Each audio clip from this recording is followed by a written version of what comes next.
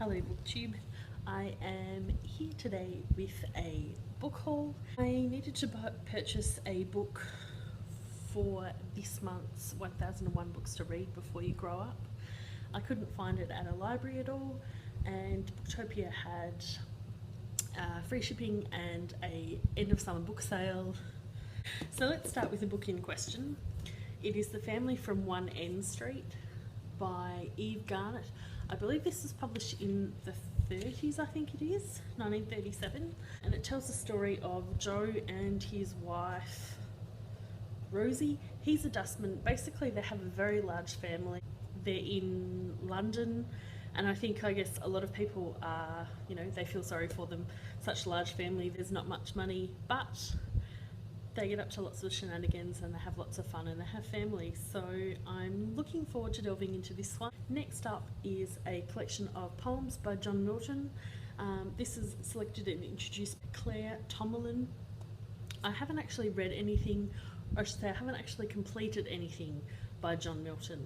I started reading Paradise Lost when I was still in high school, and somehow I managed to leave the book on the bus that I was on, and I never finished the book. So I think this is probably a good place to start, and we'll go from there. I'm not sure of which poems they are.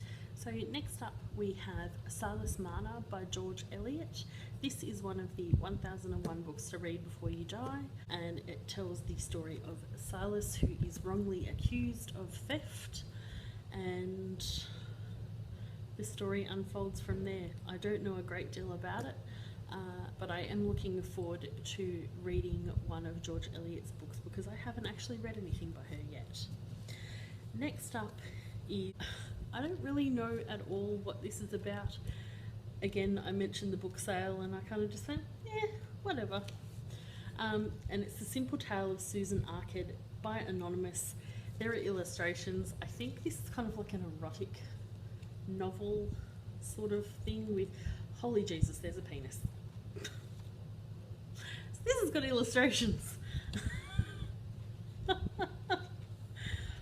Okay, good thing that wasn't in the morning. I think, oh no, so it's not. I thought maybe that they would be out of print or really old erotic stories, but this is actually from 2002. Oh, there you go. It's an instructive story. It's also known by Innocence Awakened, Ignorance Dispelled. Take that as what you will.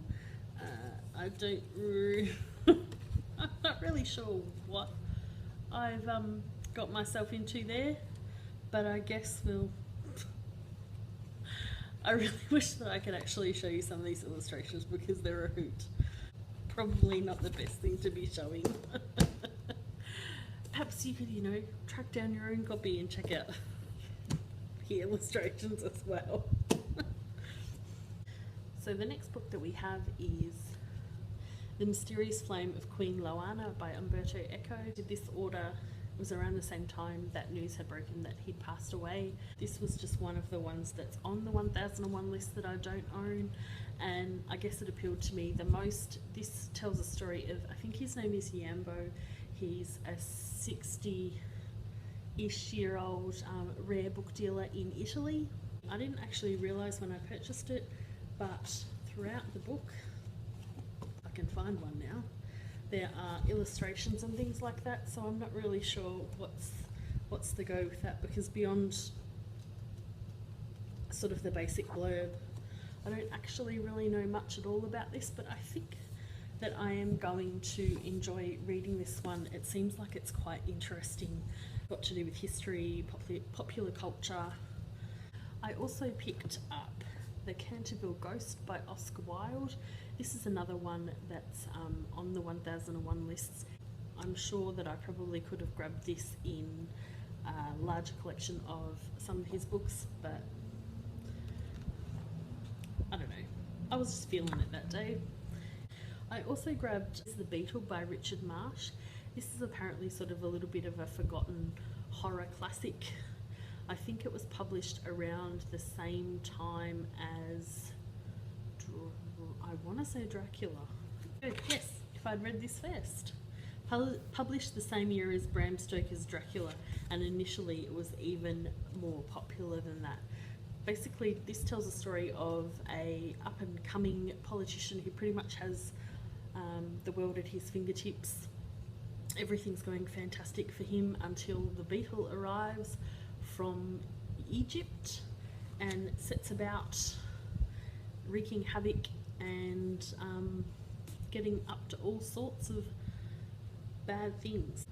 I don't know if it's an actual beetle or if that's just like the person's name, but apparently there's going to be lots of terrorizing going on. Goodness gracious. There's murder, mesmerism, and human sacrifice. So definitely going to check that one out. The last book that I have in the Booktopia order is one that I've actually already read, and that is Norwegian by Night by Derek B. Miller.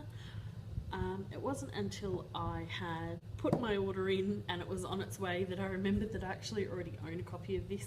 Granted, it is on ebook, but I'm not too upset about that because I did really enjoy reading this.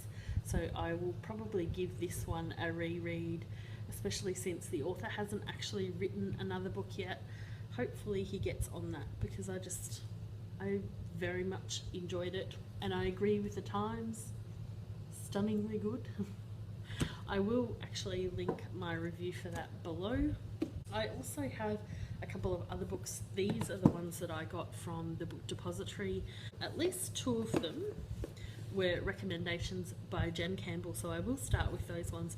The first one is A Portable Shelter by Kirsty Logan.